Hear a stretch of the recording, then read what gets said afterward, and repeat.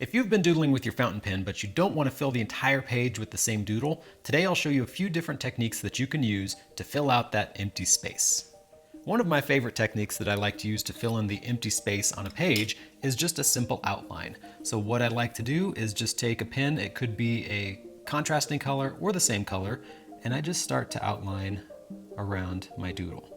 Now what this does is it gives you it kind of enhances the shape a little bit. So it really accentuates what's already there. The trick to this is really just taking your time, making sure you go along. You don't have to follow exactly, but it should be pretty close to make it look like a good outline. So let me go ahead and finish this. We'll come back and see how it looks.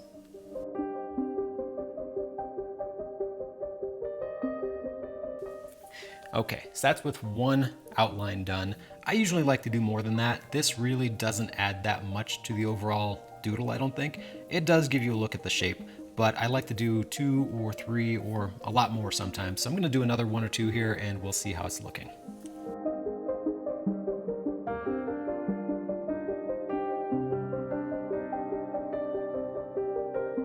All right, that's with 2 done, and you can see it makes a really big difference compared to just having 1. I do want to point out that some of these places, like this particular spot, where initially I had a flat spot in there, once you start doing more and more outlines, the definition is going to go away. So here it became a point. After maybe 3 or 4, this is going to start to round out, and really it's going to start to flatten out. So any exaggerated points like this where you might have had more definition eventually start to flatten out because it starts to get more rounded as you go and make this outline the farther it gets from the original. So just be aware of that. You don't have to make it exactly the same every time. What might have had a flat point originally might now become just a point, and then that might round out eventually to become just a rounded spot. I'm going to go ahead and do one more outline and we'll take a look at it.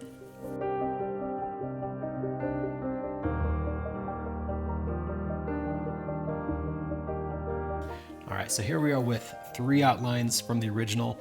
I think this is my minimum starting point. I like the way 3 looks. 1, like I mentioned, just doesn't look like enough. 2 will work, but I really think 3 starts to give a good repetition in the pattern where you see exactly what's going on here. Now, you could stop here. Another thing you can do is just like we did with these, you can fill in the middle one. I wouldn't recommend, you could do the outer one if you wanted to, but for me, the middle one just makes the most sense. So let's go ahead and do that and see how that looks.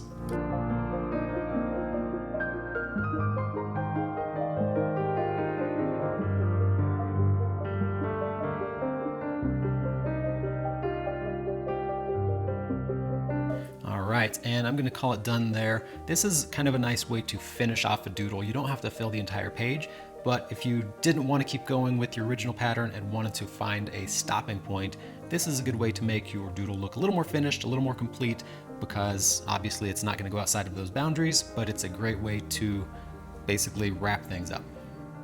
Okay, now we can do the exact same thing on a doodle like this, where it's a little more angular. This is the same color of ink that I used on this doodle, so we're going to use the same pen I just used, but instead of going on a rounded outline, we're going to do angular and see how that looks. So let me put down a few outlines on this one and we'll see what it looks like with both the angular outline and the same color of ink used for the outline.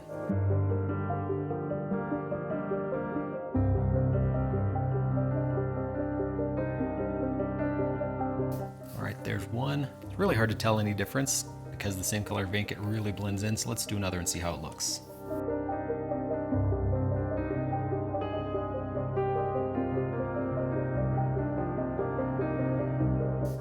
There's 2. I'm going to do 1 more and call it done.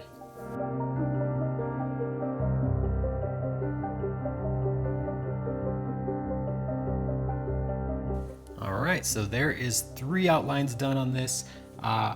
Again, it's really hard to tell. It definitely adds something to it, but because it's the same color of ink, it really makes it hard to see that these are added. It just kind of expands the shape a little bit. But again, if you're not sure how to finish a doodle, this is a great way. I could also go in and fill this inner, or like the second line on this outline if I wanted to, just like I did in the previous one. I'm not going to do it on this. I'm going to call this done.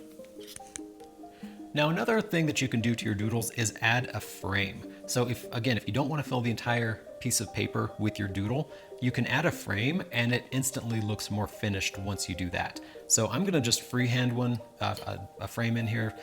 You could probably do a much better job with a straight edge, but I'm just gonna do this freehand and we'll see how it looks. It's definitely gonna be perfect, or crooked, not perfect.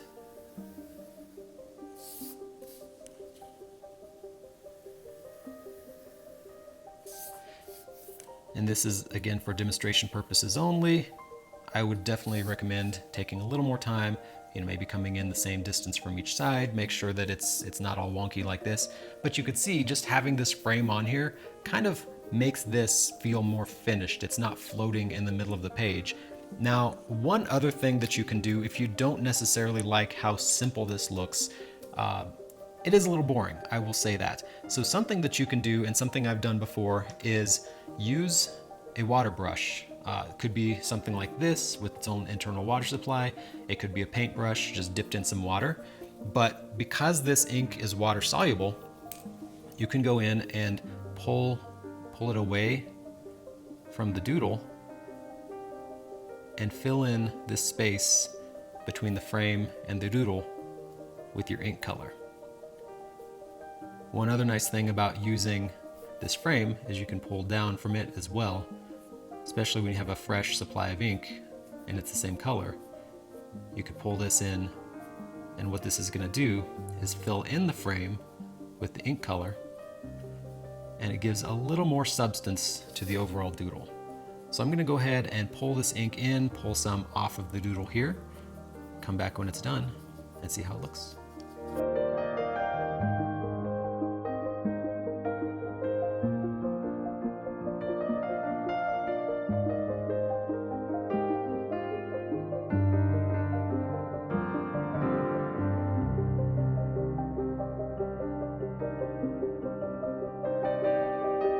All right, and there we go. You could see this is a pretty easy technique. It doesn't require a lot, but you can't be a perfectionist if you try this. There's places here where I kind of got into my doodle a little bit, which gave it a kind of smeared look where the water touched the lines inside the doodle.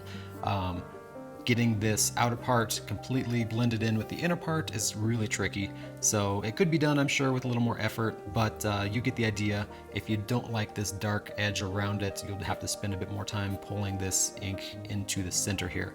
Goes without saying, this doesn't work if you're using a permanent ink, something that's not water soluble, so definitely make sure you're not using a waterproof ink if you want to do this technique.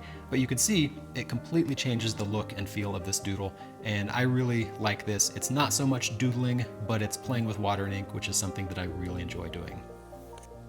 All right, one of the last things I want to show you is that you can also use this framing technique to surround a doodle and then fill in the empty space with other doodles. So let's go ahead and put a frame around this. Again, I'm not going to do it very carefully. I just want some straight lines, something to work inside of.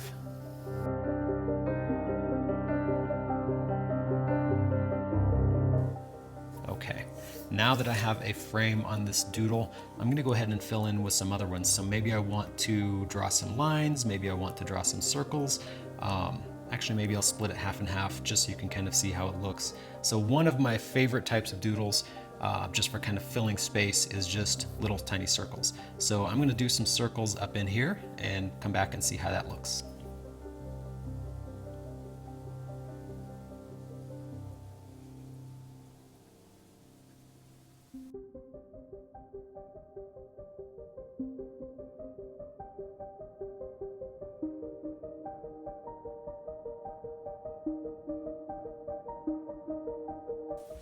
Okay, you get the idea. I don't really love this, but it is kind of fun to draw these little circles. It's a lot more time consuming than you would think, especially if you want to fill up this entire space. But sometimes I do like to just make it so that they look a little more organic, a little less, not everything is connected, kind of like they're growing off of my main shape. So this is something that you can do if you want to fill in some space. You don't even have to cover the entire thing. It's definitely going to change the overall look of your doodle. You may or may not like it, but if you've never drawn little circles like this, I'd suggest you give it a try. I've also done entire doodles just with little circles as well. It is very time consuming, like I said, but it's kind of a good meditation and really just lets you sit and free your mind from other things while you draw little tiny circles. Now the other thing that I want to do is draw some straight lines.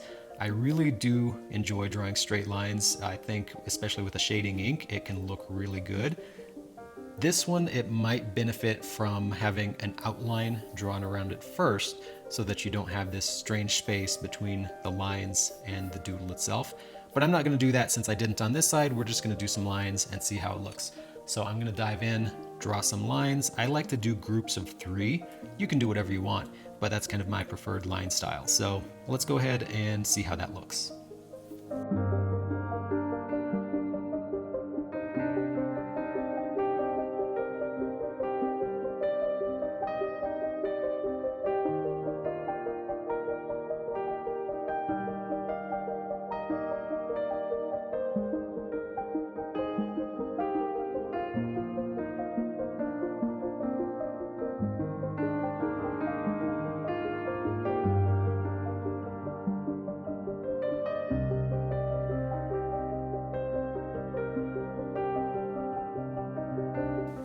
Right.